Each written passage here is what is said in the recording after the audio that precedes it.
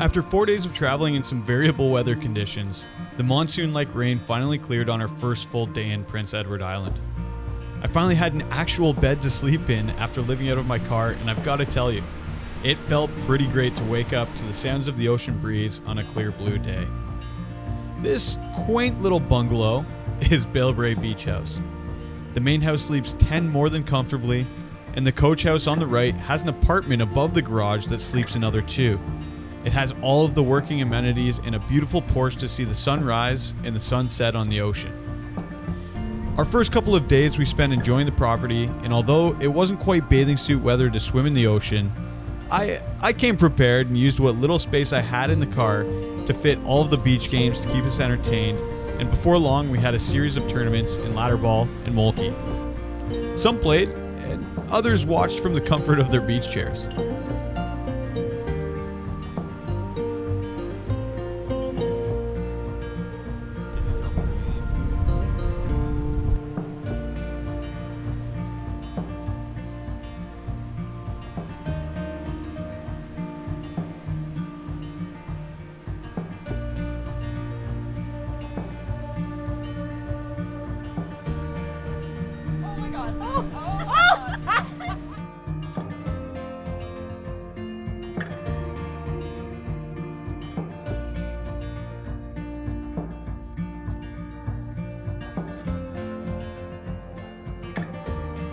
While planning the trip, the one thing Dad kept talking about was a proper East Coast seafood dinner on the beach. So, on the second night, Chef Curtis came out to the beach house loaded up with every seafood staple the East Coast is known for. Now I'm talking lobster, clams, mussels, and oysters, as well as their other claim to fame, potatoes. We had enough food on the table for 3 days of leftovers, and I'm not joking, we were eating clam chowder days after that dinner. And I'm known for overeating when the food is good, but this time I wasn't left alone and feeling the food coma set in by the time we were done dessert. Okay.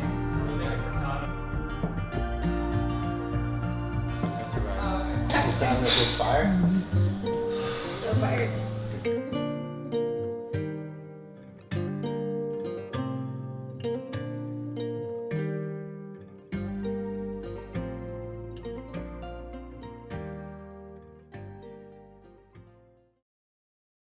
The next day, we all thought it'd be best to burn off some of the additional weight we gained from the night before and headed out to Greenwich National Park, one of 2 national parks on the island. It had a great interpretive center, and the trails were mainly crushed gravel that wound through meadows, wooded areas, parabolic sand dunes, and Bowley Pond. Pretty cool, huh?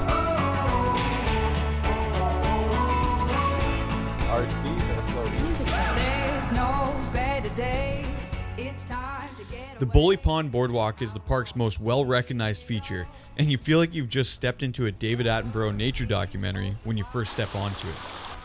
Behind you is forest, and in front, an open freshwater wetlands area that's protected from the ocean by the sand dunes. Hey, what do you say? It feels like the perfect day. Get lost and find our way.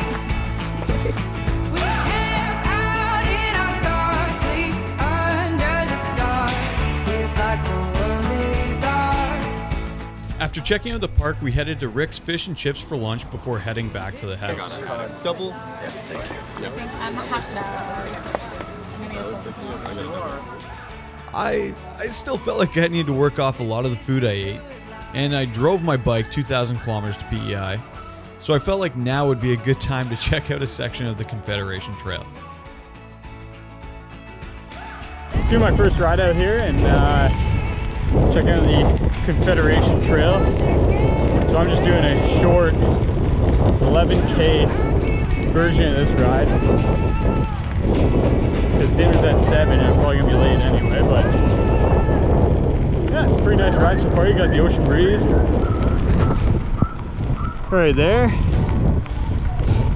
and you probably can't see it, but there's all kinds of buckets out there catching crab or lobster or something.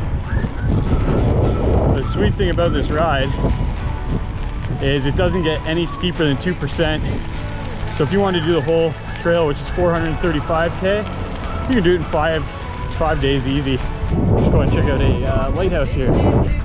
All right, and here's what we do for the bike Strava Instagram photo.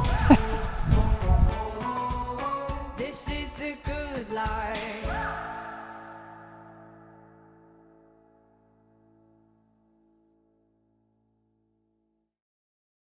Music bed. On Thursday, Brody and Devin had to head back to the airport to fly to Toronto.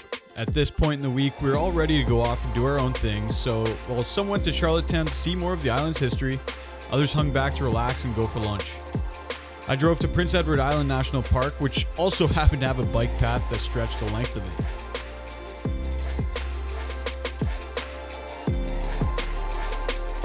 The path was fast and smooth, and the sand dunes lined the entire way forward.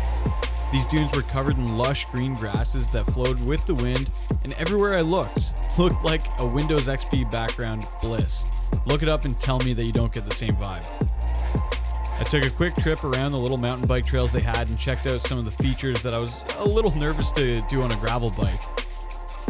And word of advice, if you ride all the way out to the point, do not go out onto the beach. The mosquitoes were some of the worst I'd ever seen, and they're no ordinary Ontario mosquitoes. These things are strong enough to get you even in the gustiest of winds.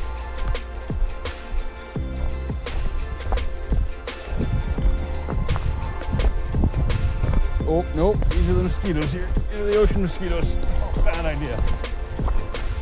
Bad. Okay.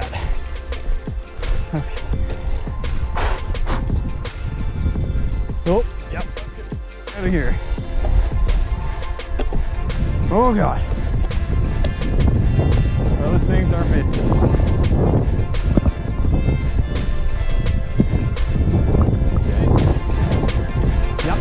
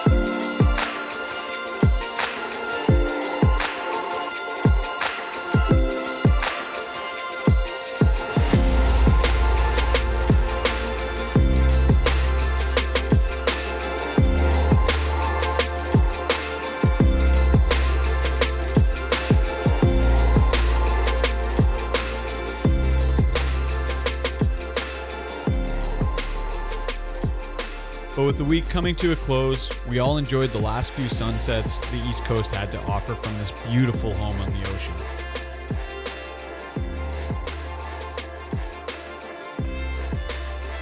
If you're ever looking for a beach house getaway on the East Coast for a big group, I can't recommend Bale Bray enough.